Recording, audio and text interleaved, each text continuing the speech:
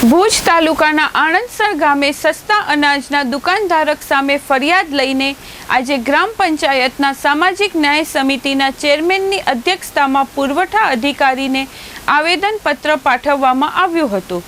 ખાસ કરીને ગામની સસ્તા અનાજની દુકાનમાં ગ્રામજનોએ પુરવઠો સમયસર મળતો ન હોવાનું તેમજ ઉદ્ધત જવાબો આપવામાં આવતા હોવાની ફરિયાદ કરવામાં આવી હતી।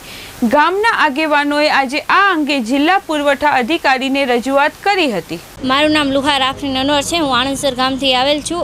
અમારા ગામમાં 23/6/2025ના રોજ જે કંટ્રોલનો કૌભાંડ પકડેલ છે અને એનામાં જે લોકોએ સસ્તા અનાજની માંગણી કરેલ હતી એ લોકો ઉપર હુમલો કરવામાં આવેલ છે અને મારી સાથે એ બેન પણ હાજર છે।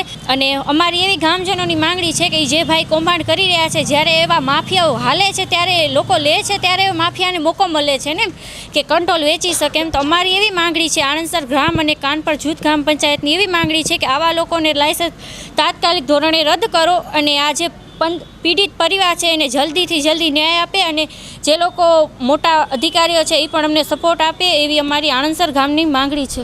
મારું નામ લીલાબેન રામજી છે ને હું આણંદસર ગામ પંચાયતની ચેરમેન છું, ન્યાય સમિતિના ચેરમેન છું।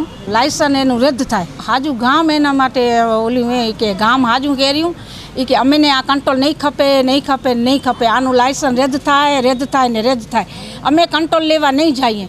આવો કૌભાંડ કરી રહ્યા છે મુકેશ પરમાર અને ભારતીબેન મુકેશ, તે આ ને પોલકા તોડવામાં આવે, મારવામાં આવે, આ પીડિતોને ન્યાય મળે એવા ગામજનોને આખા ગામની એ જ રાહ, આખા ગામની પટેલ સમાજ, મુસ્લિમ સમાજ, દલિત સમાજ, કોઈ પણ મુસ્લિમ સમાજ પણ એ અવાજ ઉઠાવે, દલિત સમાજ એ જ અવાજ ઉઠાવે, પટેલ સમાજ બધા જેટલા ન્યાય મળે, એમને ન્યાય મળે। અને પરચી પણ નથી આપતા, નથી કંટ્રોલ, રાશન કાર્ડ નથી આપતા, રાશન કાર્ડના દુકાનમાં જે રાશન મળે એ પણ પૂરું નથી દેતા, પરચી પણ નથી દેતા ને કોઈ ટેમ નથી કે કંટ્રોલનું ટેમ નથી।